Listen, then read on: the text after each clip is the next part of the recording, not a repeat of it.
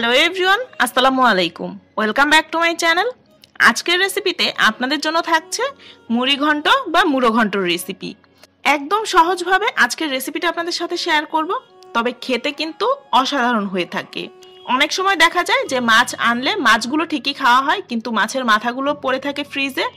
চাইলে কিন্তু যে কোনো বড় মাছের মাথা দিয়ে এই মুড়ি ঘন্টটা তৈরি করে নিতে পারেন।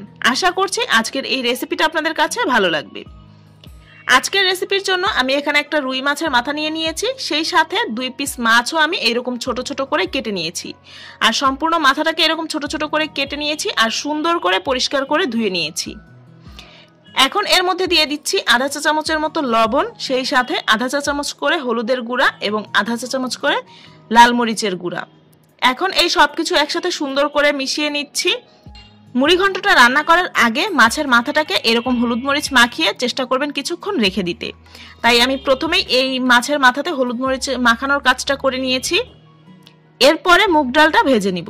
একটা শুকনো প্যানের মধ্যে এখানে নিয়ে নিয়েছি মেজারমেন্ট কাপের 1 কাপ পরিমাণ মুগ ডাল। চুলার হিটটা মিডিয়াম লোয়ের মাঝামাঝিতে রেখে অনবরত নেড়েচেড়ে এই মুগ ডালটাকে ভেজে নিতে হবে। একদম কড়া করে ভাজতে যাবেন না, যখন এরকম সুন্দর কালার চলে আসবে ওই পর্যায়ে এটাকে এই পাত্র থেকে আমি নামিয়ে নিচ্ছি। এখন বেশ খানিকটা পানি দিয়ে বেশ কয়েকবার পানি পরিবর্তন করে এই ডালটাকে ধুয়ে নিতে হবে। আর ধুয়ে নেওয়া হয়ে গেলে এরকম স্বচ্ছ পানিতে এই ডালটাকে আমি ভিজিয়ে রাখবো আধা ঘন্টার জন্য। চুলায় একটা পাত্রের মধ্যে দিয়ে দিয়েছি আধা কাপের চাইতে একটু বেশি তেল।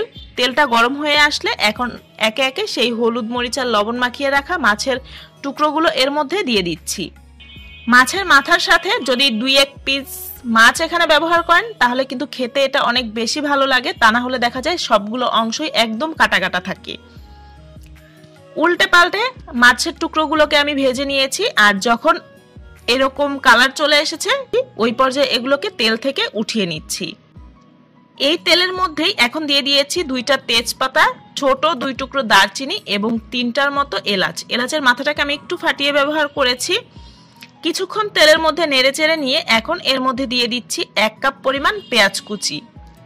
পেঁয়াজটাকে নেড়েচেড়ে কিছুক্ষণ ভেজে নেওয়ার পরে যখন এইরকম একটু সফট হয়ে আসবে এটাকে কিন্তু বেরেস্তা করে নেওয়ার কোনো প্রয়োজন নেই। ওই পর্যায়ে এর মধ্যে দিয়ে দিচ্ছি 1 টেবিল চামচ পরিমাণ আদা রসুন বাটা।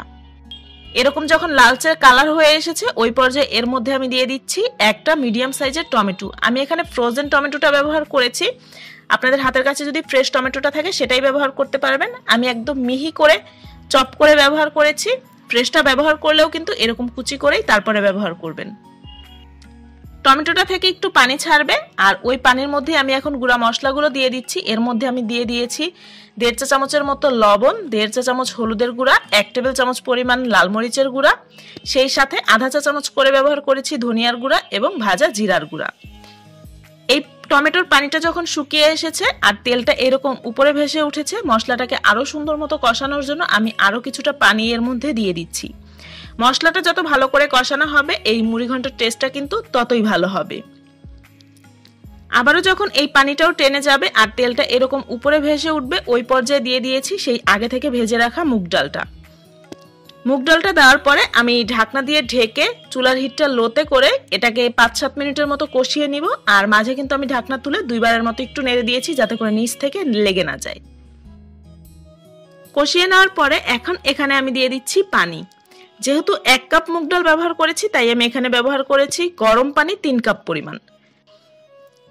ঢাকনা দিয়ে ঢেকে এখন এই মুগ ডালটাকে রান্না করে নিব যতক্ষণ না পর্যন্ত 60 থেকে 70% মতো সেদ্ধ হয়ে যায়।